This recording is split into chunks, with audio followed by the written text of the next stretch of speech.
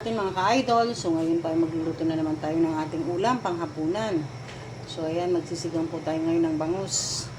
Pakukulan lang natin yung sabaw at nilagay ko na rin pala yung sibuyas at luya at naglagay din ako ng kamatis. Siyempre lalagay na rin natin yung labanos.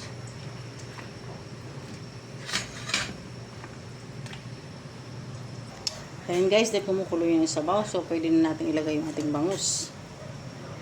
Ayan.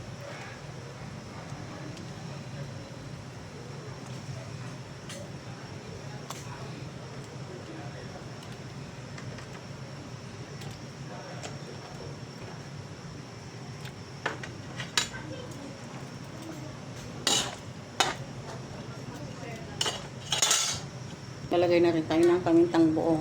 Mas okay po kasi pag pamintang buo yung nilalagay sa sabaw, sa sinabawan at hindi nagkukulay black yung sabaw niya.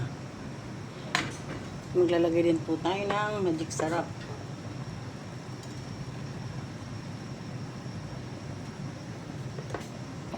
Tayo din tayo ng asin. Makaluin lang natin ang baghang mga guys. Lagay na natin yung sitaw. Lagay na rin natin yung siling haba. Yan guys, pakukulaan lang natin hanggat sa maluto yung ating gulay at natin yung ating bangus. Ilang anak ko ay kumakain ng bangus, so maglalagay din tayo ng hipon.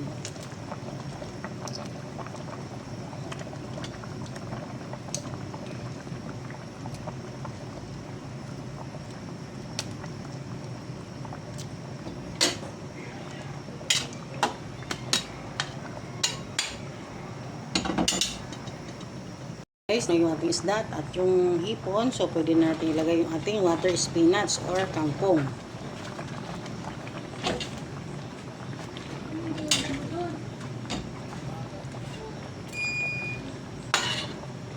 Maya maya lang guys, lalagyan na natin ito ng asim, ang asim. Palulutuin lang ng konti yung water spinach natin at yung or kangkong. Na yung ating water spinach or kangkong, so pwede na natin ilagay yung ating paasim.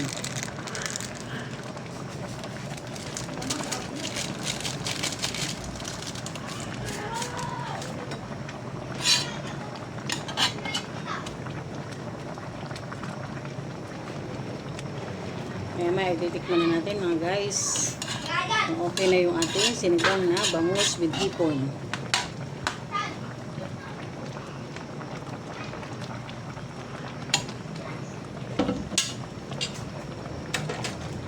Ayan, tikman na natin mga guys. Okay na. Magdadagdag na tayo ng konting paasim. Ayan guys, magdadagdag lang tayo ng konting asim pa.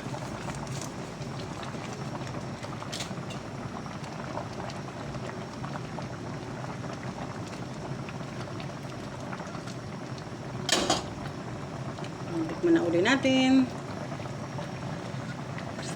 Masarap. Isang lasa ang asim at saka yung hipon. Ayan guys, luto na yung ating sinigang na bangus with hipon. Thank you for watching guys, and make shout out to sa lahat pong nanonood sa aking video. Thank you very much and God bless.